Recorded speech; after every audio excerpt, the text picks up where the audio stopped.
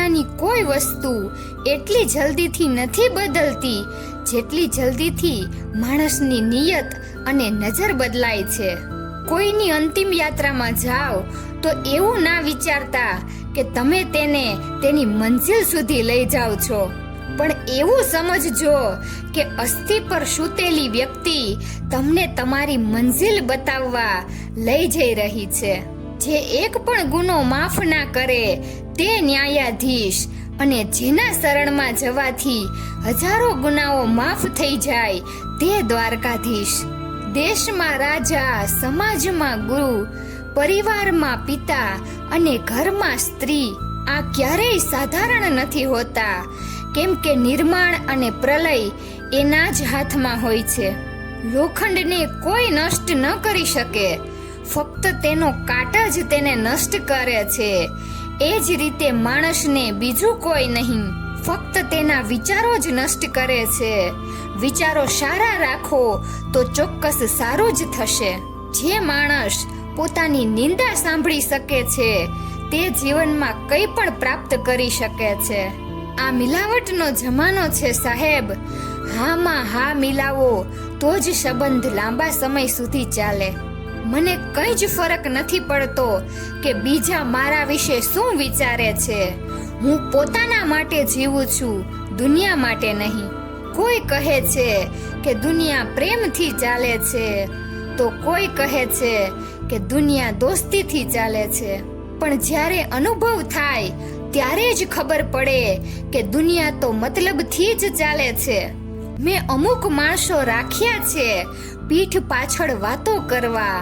પગાર નથી લેતા, પણ કામ ખૂબ જ ઈમાનદારીથી કરે છે.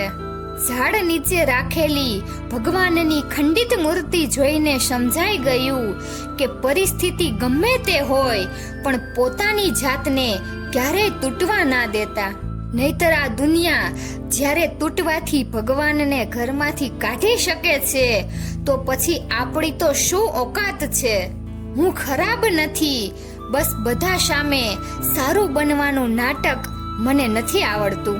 સ્ત્રી એટલે જે તમને તમારા કરતા પણ વધારે સમજે, છતાં પણ તું મને સમજતી નથી અને તું મને ક્યારેય સમજી નહીં શકે, આવા વાક્યો રોજ હસતા મોઢે સાંભળી લે છે.